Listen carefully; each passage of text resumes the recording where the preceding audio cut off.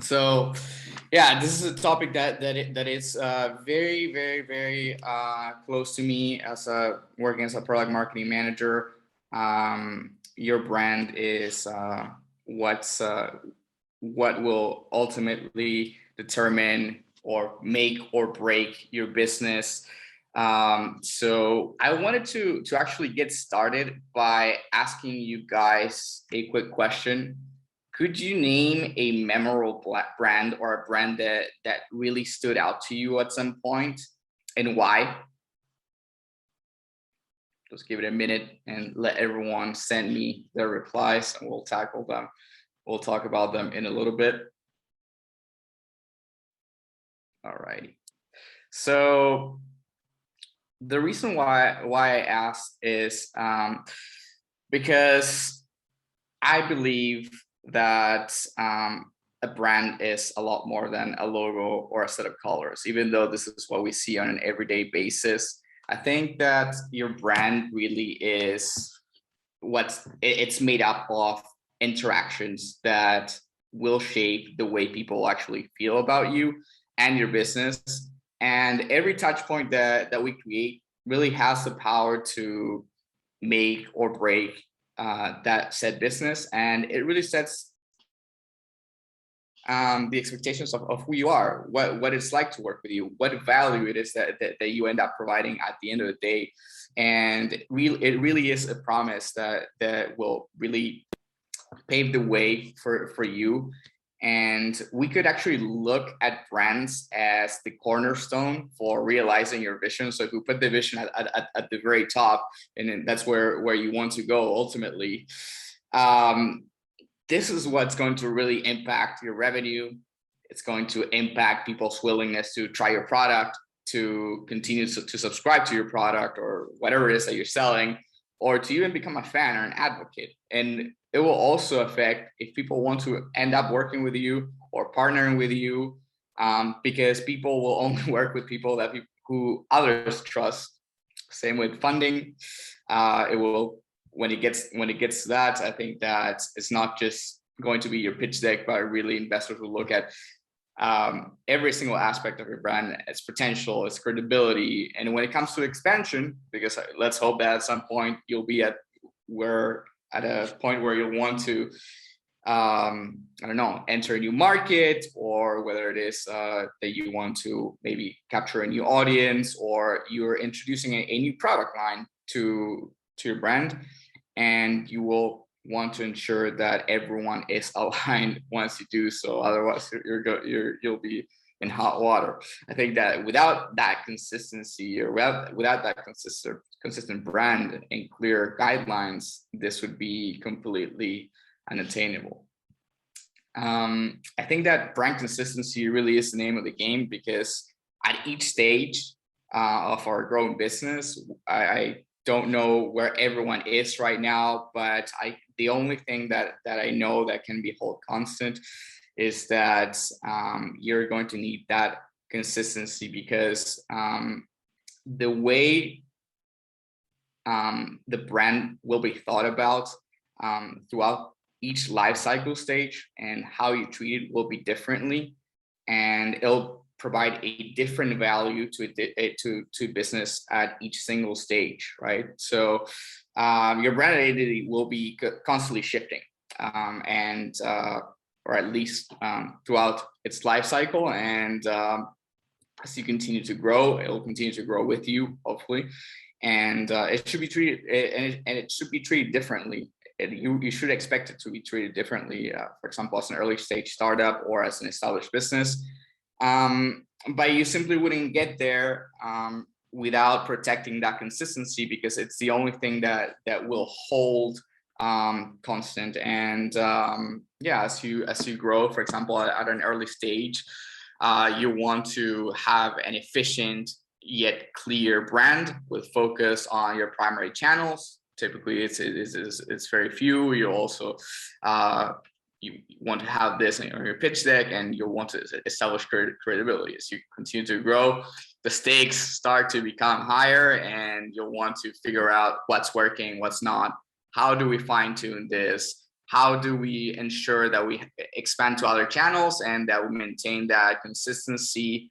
Because let's face it, as the expectations are higher, lack of consistency will result in lost revenue or lost business. And as you actually become a scale up, I guess what will be important is that, and you'll be adding new offerings, or again, as you enter new markets, or both, you'll want to ensure that everyone is aligned. And of course, once you become an established business, you'll want to maintain that compelling story throughout new products.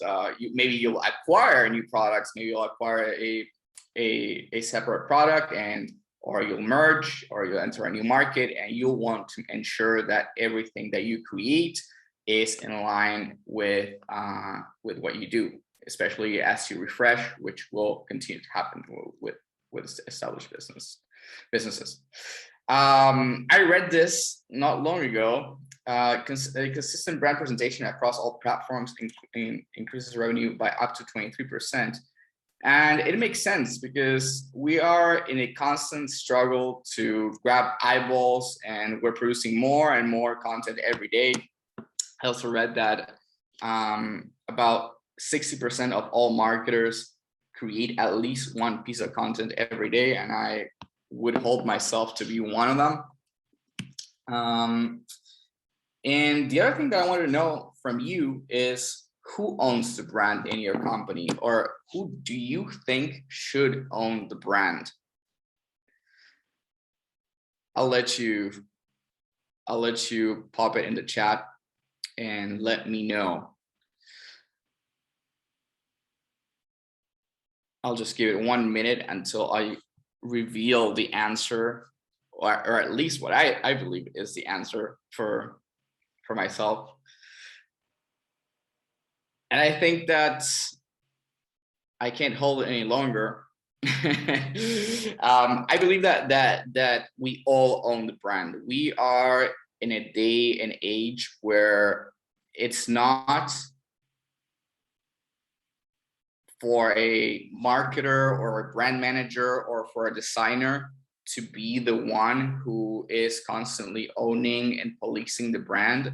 I believe that we should hold everyone accountable. I believe that everyone should be empowered to create the brand and to add to it, and to have the knowledge that you also have the power to undermine it with each action or each piece of content that you create. So that is why I was asking this question. And the reality is that most brands don't end up scaling. And the reason why most brands don't end up scaling is because of what I call a brand monopoly, which leads in turn to a lack of accountability. A brand monopoly means that marketing or design basically create all the content and are constantly having to police the brand. And everyone thinks that marketing is responsible for it. But at the end of the day, no one really is, because if you have sales teams or customer success or other marketing teams who come back who just create content and they just run amok with the brand and do what they want, and then they go back to the designer or the brand manager to ask them, hey, was this, did I do this right? But then you end up getting a ton of overstretched logos or no logos, and that's one of the biggest signs of marketing or design claiming to be the owner, and then no one really is the owner. And there's also no way to tell if assets are current or old. That's another sign. That's when you know that people are not being empowered to protect the brand within a business, as well as the typical case of sales teams grabbing whatever they can to, or whatever they find, and you'll see all sorts of logos. I don't know, if I'm Microsoft, I'll see a Microsoft Windows 98 logo in 2022. But this is a very common occurrence. Secondly, there's a wrong asset centralization way of doing things, right? People tend to believe that Google Drive and Dropbox are the obvious choice, but then it actually becomes a full-time job to maintain it, or things get lost. No one knows where all your templates are or where your logos are. People typically don't know how to maintain their brand assets. They quickly become deprecated. There's a lack of control of what's being shared with whom, whether it's internal or external. And there's no way to tell if assets are current or old. And then the third mistake is that there are unclear brand guidelines. And this is something that plagues a lot of teams. I think that one of the key aspects or key indicators of this is that there are brand logo mix-ups or this incorrect usage of everything, both logos as well as imagery or fonts. Typically, it's fonts. And there's always that common thread among all teams that do this, and that's people who go rogue and basically say that they'll just, I'll just create this new Facebook campaign and I'll add a few colors that are not part of my palette. But and thirdly, there's that lack of visibility when rolling out brand changes. So let's say that you go through a brand refresh and you still see people using old assets, or somehow people don't know. Again, I don't want to point my finger at sales, but this is what typically happens. And then in turn, what happens is that designers tend to spend more time redesigning old stuff or correcting stuff, or spending 90% of the time doing very mundane tasks instead of really growing that strategic inventory and propelling the brand forward. So how do you really put an end to that? And I think that's brand templating. I think that brand templating is the easiest way, if not the only way, to scale on-brand content by empowering business stakeholders to easily create and customize brand-approved content. So you might be wondering, okay, Alfonso, you're telling me that I can scale, and that's great, but how does that happen? Why should I even make it happen, right? So I think that let's start by the benefits, right? I think that these teams that are empowered to create and customize and manage all these assets are able to scale their output really at a fraction of the time. And what also happens is that you create a consistent brand experience across all channels. And as we talked about, you get those eyeball and audiences. And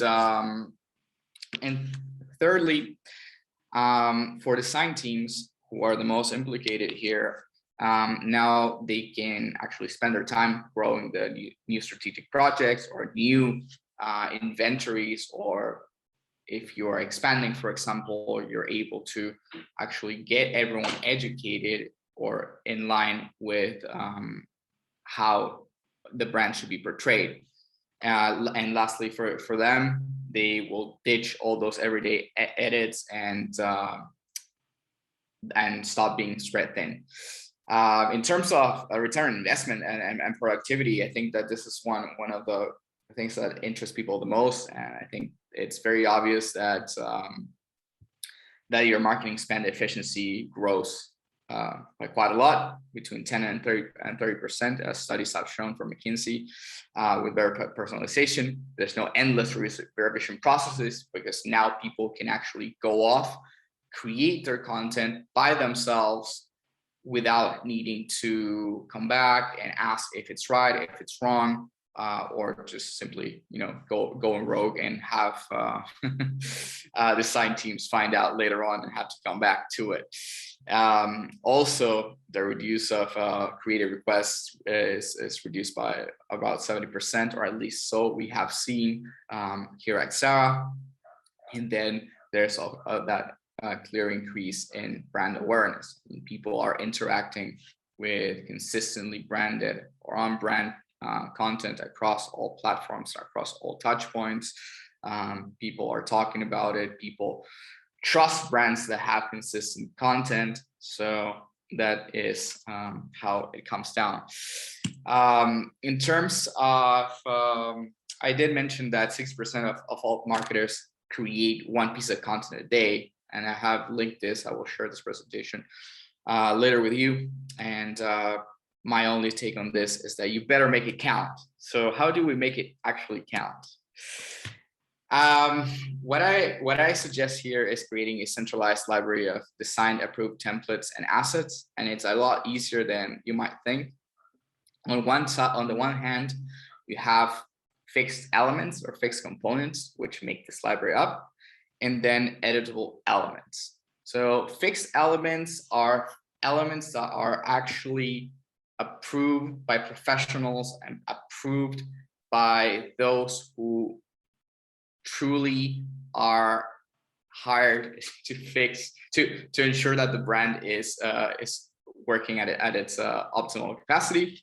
And the editable elements are what people like myself, people who break designs, or people who are not very design able, and they can go ahead and edit them without fear of destroying the design, or without the fear of using the wrong elements or components, ensuring that your logos are always there where you want them and where you need them.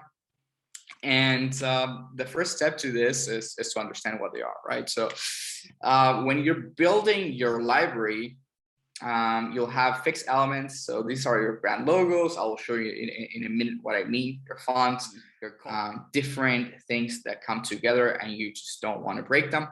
And then there's the editable elements, which are pretty simple and pretty common, which are text fields that don't need to be moved, or you don't care about them being moved. Then you have image banks, shapes, icons, things that you can upload, as well as unlocked text boxes.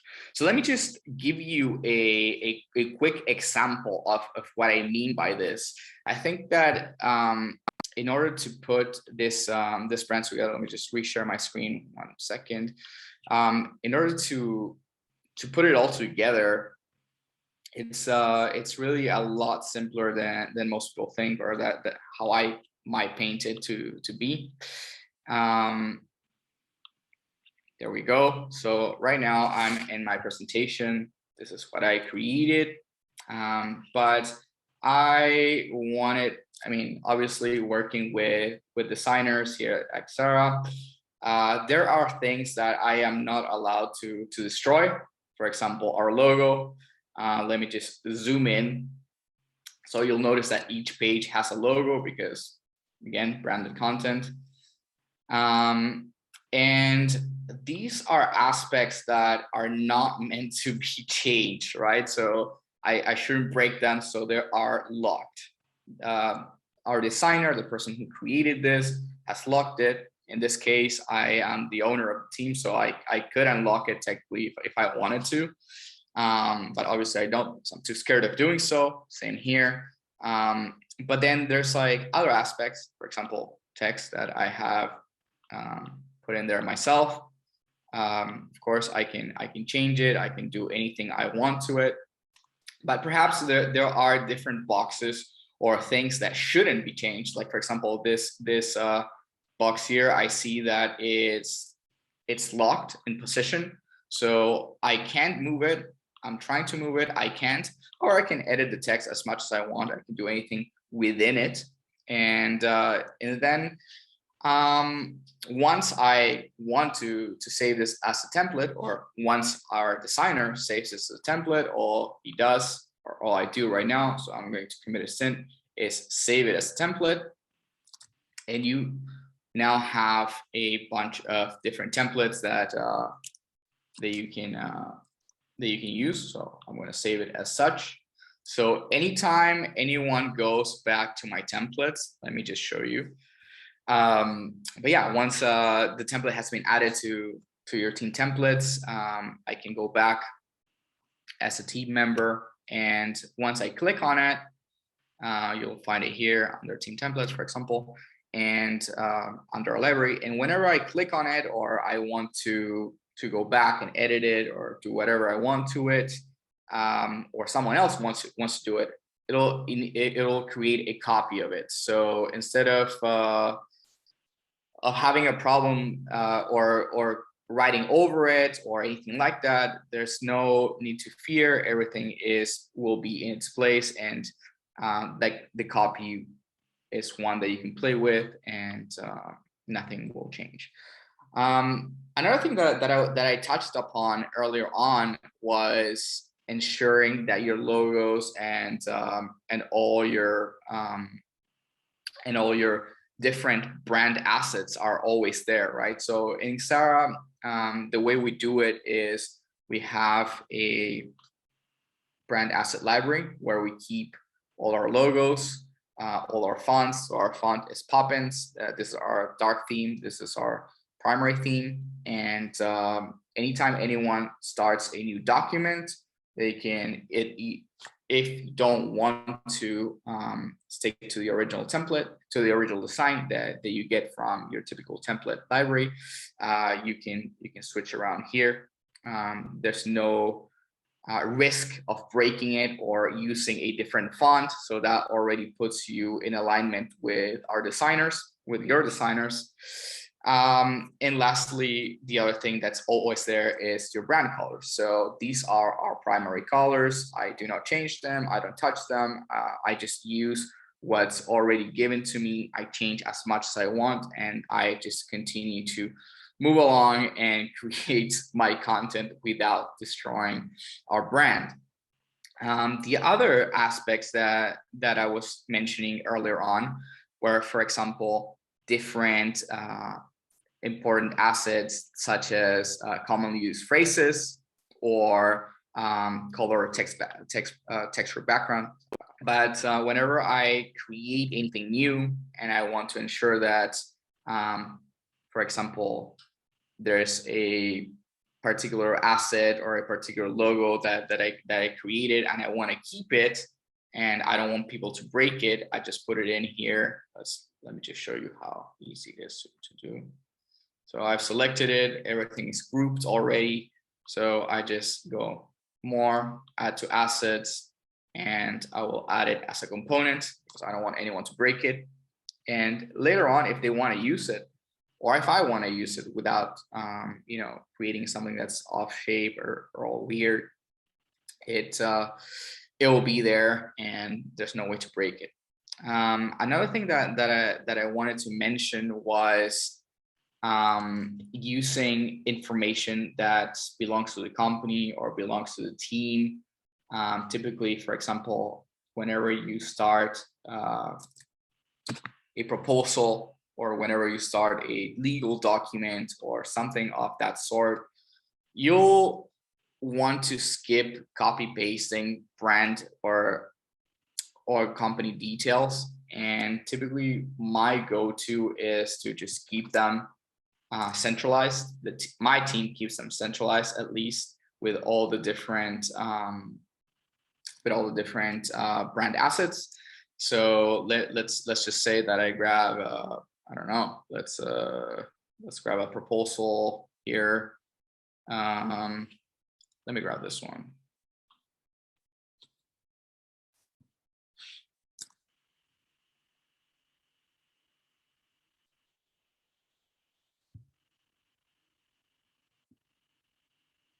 Alrighty, so let's just ensure that firstly that it's branded.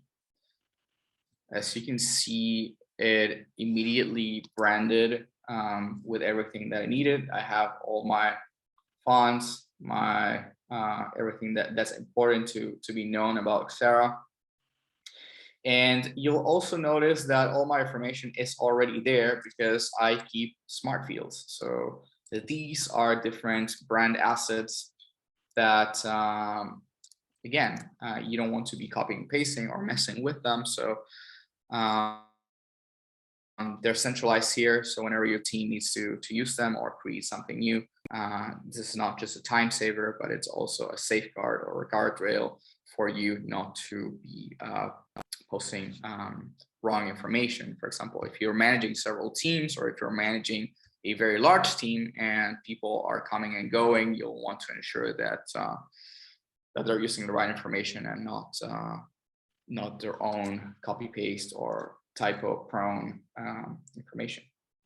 Then there's logos as well.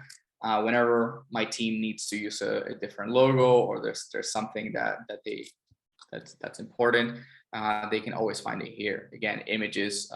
There's an image of myself whenever I want to replace it inside a document. And if I go back, I think that's the last thing that I want to leave you with is that protecting the brand is a team-wide duty, and that it's only up to us to continue to make it easy for everyone else to be empowered and to continue using what we give them, as well as the templates that we give them to create content faster in a more dynamic way, without needing to feel uncomfortable or going back to our poor designers and having to ask for a million different do-overs. That's it from my end. I wanted to thank you again for coming to our webinar. And I also wanted to ask you if you had any questions or if you had any comments about the webinar. Now is the time to ask them. As the last thing that I wanted to let you know for sticking around is that you have a 60% discount on Xara if you do subscribe to our annual plans with discount code MATCHGAS, and you can always ask for this code on the chat, and that's it for me. Now, if you have any questions, please feel free to shoot. I'm ready for it, and go for it. Okay, so we have one question. What's the difference with Canva? Okay, yeah, that's a very fair question. I think that the difference between, I guess the question is between brand templating and Canva. Yeah. So the difference between brand templating and Canva is that on Canva, typically what you get is, for example, let's say a brochure or something that you can create. Yes, you get a normal template, but the difference is that with brand templating, you'll have all those previously mentioned logos and all those different previously mentioned brand assets that will be automatically applied to your work.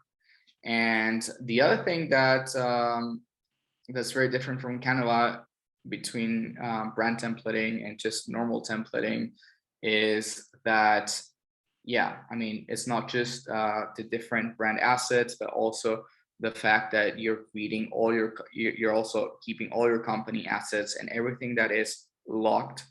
I believe this is not the case with just normal templating platforms. Now you have the option to just safeguard your brand and safeguard what's really important to you. Unlike normal templating platforms where you just plug and play, right? And then that's kind of where it ends. It's up to you to really start uploading logos or keep changing things, and that's kind of going back to the mentality of the designer has to go back and ensure that I didn't break it, or that going back to the mentality of I can just keep things in my Google Drive or Dropbox, and I'll eventually find them, or whatever. Here, you're centralizing your brand, you're centralizing all your templates so people can just come and self-serve and just go about their day faster, and keep on building on your brand instead of really undermining it. And that's it from my end. Thank you so much for sticking around and for coming to my talk. And I hope to see you around very, very soon. Have a fantastic night wherever you are, and see you very, very soon. Bye.